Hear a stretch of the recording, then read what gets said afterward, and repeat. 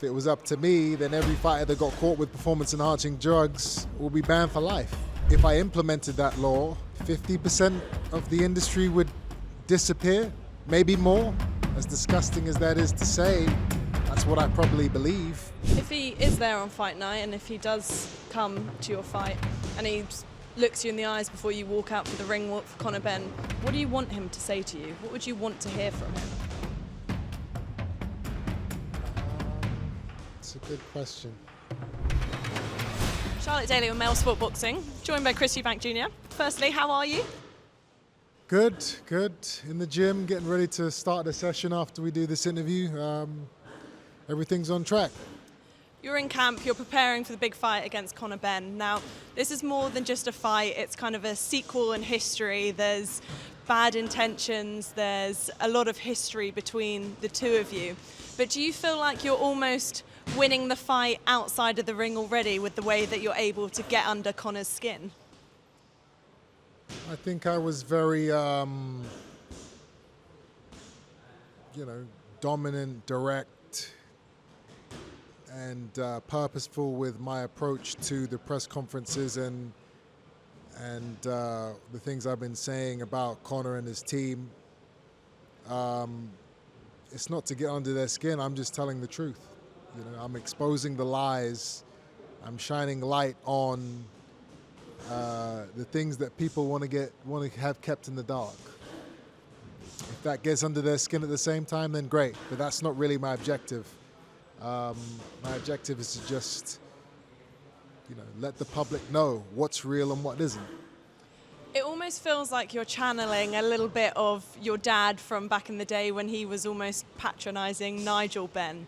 Is that a playbook that you've kind of adopted, maybe without even realising? No, I haven't.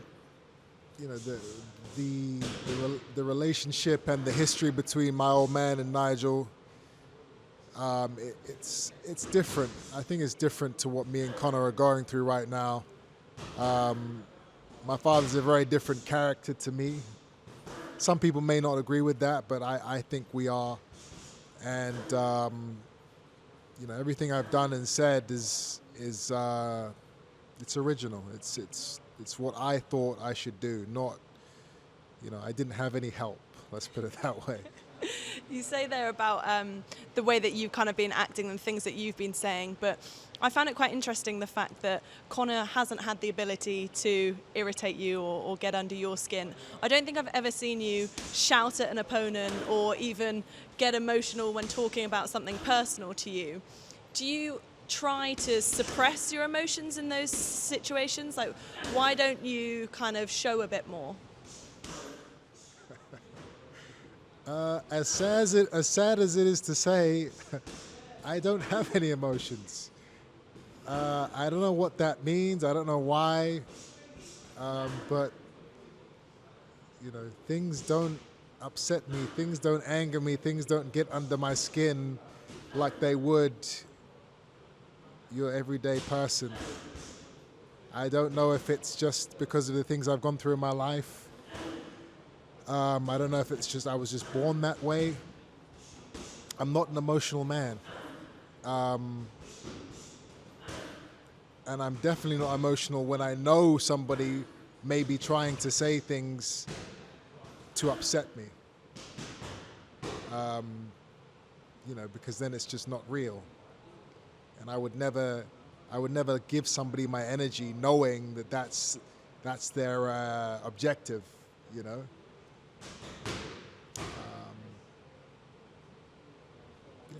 I'm not an emotional guy. Do you think that helps or hinders you on fight night? I mean, people talk about Conor potentially losing his head, but do you think it's also twofold that you need that hunger and that aggression, almost that spark on fight night? It's different for different fighters. Some fighters need that extra venom, and some fighters need to keep calm, keep cool, keep collected. For me, I think if emotions get involved, then it probably wouldn't be beneficial to my performance. But some guys, maybe they feed off of hate or anger. Maybe it makes them fight harder. I don't know. For me, that's not the case. Talking of feelings and kind of emotions, how frustrating is it, like genuinely, when you see people that have failed tests or tested positive, like Conor, getting these big fights? I mean, we're seeing even Jarrell Miller's now got that fight against Fabio Wardley. Do you think boxing is rewarding bad behaviour? It's definitely not rewarding it, but it's it's letting fighters get away with it too easy. The truth of the matter is, you can get caught cheating, you can get caught with performance-enhancing drugs in your system. You can pay, and then you just pay a fine. You serve a 6-month ban, a year ban, and then you can get back in the ring and pretend like, oh, I'm a straight shooter. I'm a real fighter. I'm not a cheat. That has been going on for the last 100 years. That's what boxing is, unfortunately. Which is why when people say, well, why are you fighting him then? Because he's going to fight anyway. You know, we are in an industry where you can cheat, get caught, and come back. Which makes it all the more impressive for the fighters like myself who don't cheat, who refuse to cut corners, because there are so many, temptations out there. And you see these guys coming back into big fights after getting caught. It's like, well, why not?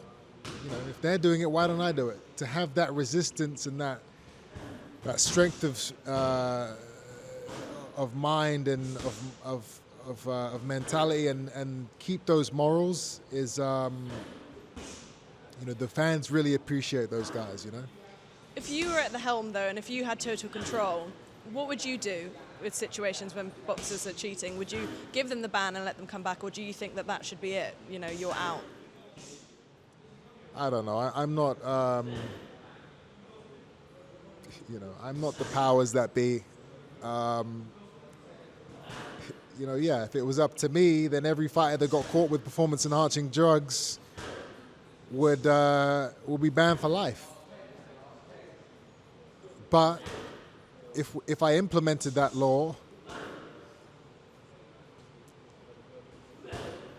50% of the industry would disappear, maybe more. As disgusting as that is to say, that's what I probably believe. Do you think your perception on it comes from kind of your background? So obviously you grew up, your father was strict, he was very strict with you. I mean, if you stepped out of line or you got in trouble, he would punish you, he'd kind of hit you if you did things like that. How did you know that? I know everything, what can I say? But do you Yes, think that I did that's get why punished a lot. Your thought process is so black and white, because your background is growing up, you do something wrong, you get punished in a certain way? Is that why your mentality is black and white when these scandals of drugs come up? No, I'm not refusing to cheat because of the fear of punishment. I'm refusing to cheat because it's not who I am as a human being. I don't mean you cheating specifically, but I mean your outlook on people that have cheated. That you're quite black and white, that you shouldn't do it and this is your punishment. And do you think that's because of the way that you were disciplined growing up? I think I think that way because that would stop drug cheats in boxing completely. As soon as the first couple guys get lifetime bans, imagine how many people would immediately never take performance-enhancing drugs again, ever.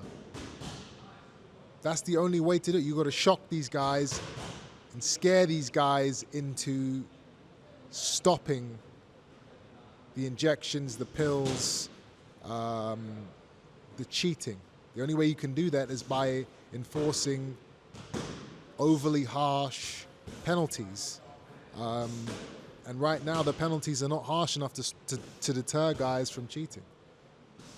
Let's throw it forward now, looking a little bit at the fight and kind of your preparations. We've seen a lot from Conor. He's posting lots of Instagram stories, lots of clips of him training. You've been a little bit more reserved in what you've shared. What's the kind of thought process behind not sharing as much from camp? There's no thought process behind it at all. I mean, I think I've shared quite a lot over the last few weeks. I've never really been the 24/7 social media guy, always in front of a camera. I like to just get on with things, you know.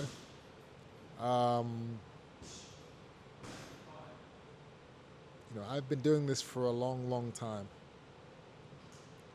So documenting my training is not really, it's not exciting to me anymore. I've done it for so many years. It's like, I'm at the gym. I don't really need a bunch of cameras around and people filming me. I just need to get the job done. We have seen elements of camp life where you have gone to events or playing poker.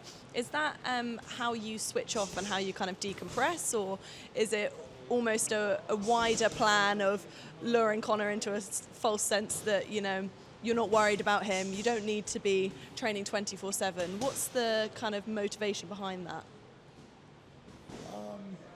Everybody has their days off. There's no motivation behind anything. If I'm out, if I'm doing something fun, I'll post a snap.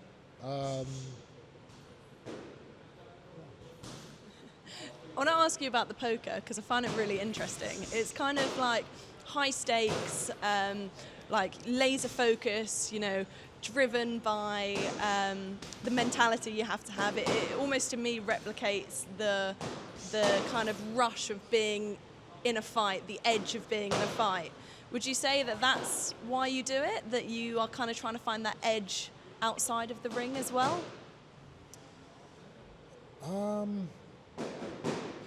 Poker is one of the only things in my life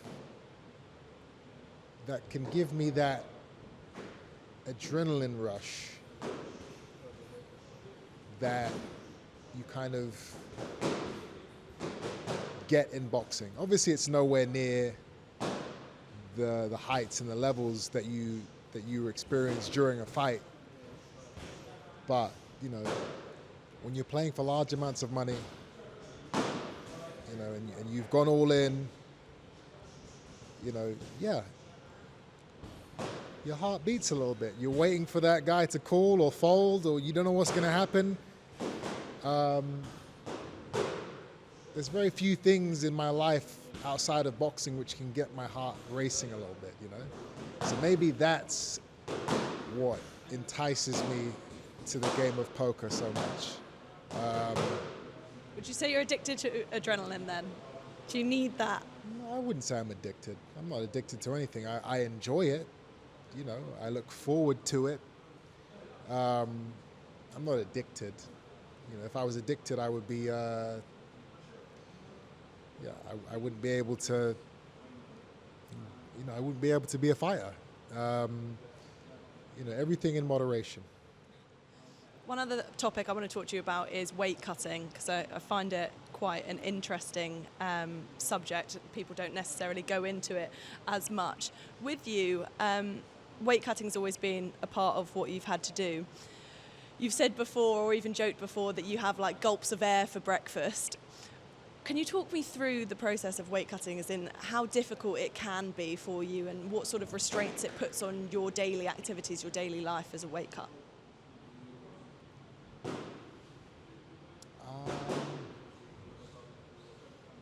Weight cutting for me, as it is for most fighters, is not fun, to put it mildly. But the truth is, the most severe part of the weight cut comes within the week of the fight. So right now, I'm not killing myself to make weight. But when weight has to be made, I walk through the fire. It's It's tough. It's not easy. And especially as you get older, you know, your metabolism slows down a little bit. You know, you have to work that a little bit harder to get those few extra pounds off. It's part of the game. But I'm sure a lot of fighters go through the same thing. I heard you say before that right at the very end of camp, I'm sure this is probably the week that you're talking about, you'll kind of binge watch cooking shows whilst eating carrots and whatnot. That sounds like psychological torture. Why do you do that to yourself? That's not that happens kind of towards the last week, you know, when you're really kind of coming down on the foods, you're really strict on what you can and can't eat. I don't know why, but me watching these food shows like what's the one I always watch? Man versus Food, I think, which is like an old school food program where this dude goes around just annihilating crazy amounts of food all over the States, like the dirtiest, greasiest, most amazing looking food that I could never have right now. I don't know why, but when I'm watching that, you know, the food I'm eating while I'm watching it, it just makes it taste better somehow. I don't know why or how. For some people that would be torture. For me, it's actually a way to enjoy the crappy meals that I'm eating while I'm watching it during the cutting week. So yeah. So it's tricking your mind into thinking you're having nicer things. Yeah. Sometimes you got to do it. Now, you've never really had a nutritionist. You've always had the control yourself. You've never had someone from outside telling you what you can and can't eat. Why have you decided to do it yourself? Does it come back to the whole, you know, not wanting to be controlled by anyone else, not wanting to be controlled by your father, whoever it might be? That's why you do it yourself? Or why would you choose to not have a nutritionist? I've just never really felt I needed it. You know, I've never missed a weight. Interestingly enough, I am actually following a diet plan for this camp. But in general, I've always just trusted my own instincts and my own knowledge. Why this time? That I am not going to tell you. Some things have to stay secret. I understand that. That's fine. In terms of weight cutting, you know, you talk about those last stages in fight week where it can get pretty tough. Has there ever been any experience for any fight where you've kind of thought, this isn't worth it, I can't keep doing this, I don't want to keep doing this? Keep doing what? The weight cutting. Of course, whenever you're, you know, you got that last pound and a half to go and you're dying of thirst and depletion and hunger, yeah, you think, I don't want to be doing this. I don't want to be here. This is horrible. But no, that doesn't mean I'm going to quit. That doesn't mean I'm going to stop. You know, we are soldiers. We are warriors. We sign up for going through hell. You know, that's what you have to do to be a fighter. And over the years, your mind kind of learns to absorb the pain, tolerate it, accept it, and you just push through. I don't know how you do it. I get hangry just not even having my lunch or something. The weight cut and the weight difference was one of the things that your dad was particularly upset about when this fight was first kind of spoken about. Do you think that is stemming from his place of grief, from your brother tragically passing? Do you think it's a tactical side? Do you think, what do you think the main crux of why he is so worried and so concerned about the idea of you guys fighting at this catchweight? Well, yeah, I mean, my brother passing away obviously affected him severely, as it did all of us. And of course, he doesn't want to see his other children going through anything that could affect their health. But this is my life. You can't stop what I'm doing. I can't stop my life. I can't stop my career. I can't stop my dreams because my father or anybody is worried about something happening. You know, I've still got to do what I got to do as a man. But you know, I understand where he's coming from. If he is there on fight night, and if he does come to your fight, and he looks you in the eyes before you walk out for the ring walk for Conor Benn, what do you want him to say to you? What would you want to hear from him? It's a good question, which I haven't actually thought about.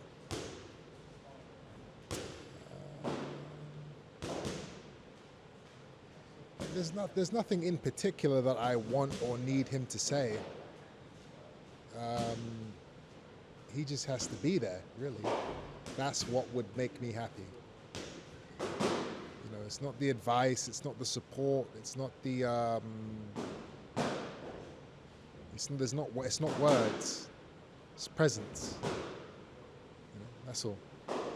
And what if he doesn't come? The pressure, the legacy, the weight, everything. If you do it all and he's still not there and he's still not in your corner, is that kind of the final straw for you? Is that it for you? It's not about me. You know, I'm going to go out there and do what I have to do, regardless. I think it'll be a huge shame. I think it's something that he will regret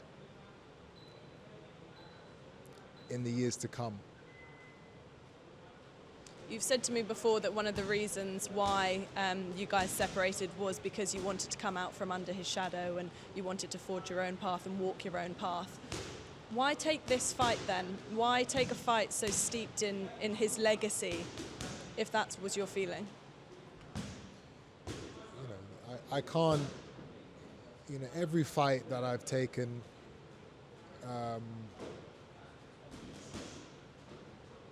you know, originated from my father being a fighter. You know, it doesn't matter who I fight. Me being a boxer is all of my father's influence. I wouldn't be here as a fighter if it wasn't for him. This fight in particular, the first time around it was kind of just, all right, your dad fought my dad. People want to see us fight. All right, let's do it. Now it's a whole different animal. Now me and Conor have our own story, our own history, our own rivalry that's real. It's actually not so much about our fathers anymore. So yeah, I have to go and take this kid out. Because their fights were so good and so iconic, do you feel the pressure to put on as much of a show and have as much of kind of a historic bout against Conor? I try not to think about it, to be honest. I mean, you know, to live up to such legendary performances in what my father and Nigel Benn had, if you think about that too much, it's not going to benefit you in any way. You need to just focus on what you're doing, getting in the best shape you can be in, mentally and physically, and doing what needs to be done, you know. If that's, you know, if that can compete with what came before, then amazing. If it doesn't, then hey, listen, we tried our best. What more do you want? Well, I will let you get to training now. It's just one last question from me. When that bell rings on the 22nd, what do you think your initial feeling will be? Will it be rage? Will it be peace? Will it be contentment that it's happening? What do you think the initial feeling you'll feel is?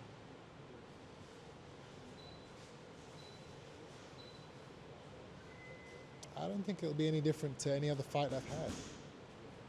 You know, when the bell goes, my heartbeat is controlled. I'm calm. I'm focused. I'm prepared to get hurt. I'm prepared to hurt somebody. There's very little emotion, really, regardless of what's happened before the fight. Once that bell goes, emotion, for me, kind of fades away, and it's all about the sport. I'm at peace.